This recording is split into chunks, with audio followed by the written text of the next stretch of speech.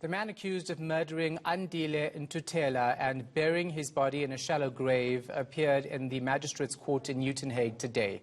Ntuthela's mutilated body was found buried in Luvuyo Jonas's yard. It's alleged the crime was a homophobic attack. This is the second such incident in recent weeks. The Gay and Lesbian Alliance is calling for longer sentences for those found guilty of hate crimes. Let's speak to its Deputy Secretary now, Mlungisi Nyokana. Mlungisi, thanks for your time. We appreciate it. It is shocking, right, when you see more and more hate crimes take place in South Africa. These recent incidents obviously raise concerns for you. Hi, Shahan. Thank you for having me. Yeah, just talk to us about your concerns regarding the recent incidents and what you want to be done. Thank you. As GLASA, we are quite astonished at what is happening in our country recently.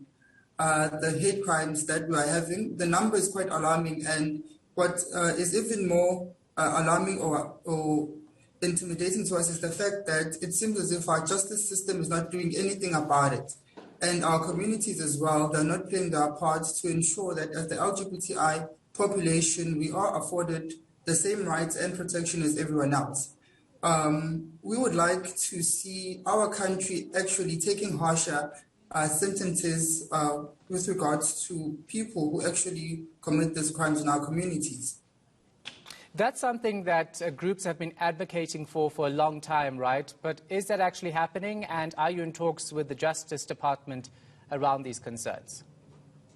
Yes, many groups have been advocating for such, but I believe that if us as the LGBTI population come together as one strong body and then we target the main stakeholders, we can be able to make our voice heard, because as you've seen, we've had picketings and I don't want to say rallies, but we've had members of the LGBTI population coming together since we first heard of the hashtag Justice for Spa, who was also killed in Kwamashu, and just a few weeks later, the same thing has happened to Lulu. So I think that as the LGBTI population, we really need to come together and speak to the relevant people who are going to ensure that we are afforded the safety and protection that we need.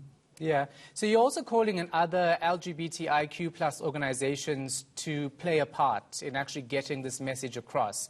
Outside of trying to force government to push for heftier sentences, what can you do to educate the public about homosexuality and why people should not be targeted? What we can, as GLASA, we are currently in the pipeline of having programs that are going to be educational to our community members, to our fathers, mothers, grandmothers, brothers and sisters, educating them about the LGBTI population. Because at the end of the day, we are human, just that we are people who have different likings to theirs, to the heterosexual community. And the reason why we want this to be known, and it's going to give us the same rights as everyone else. It's going to afford us security in our communities, and it's going to afford us protection, because I believe that that's what we need the most. It's for us to be safe and for us not to always wonder if we are going to be the next targeted person. Yeah, and in terms of the recent hate crimes, we of course only hear about what makes the media, what makes the newspapers, etc. How widespread is it? Currently, GLASA is a new movement.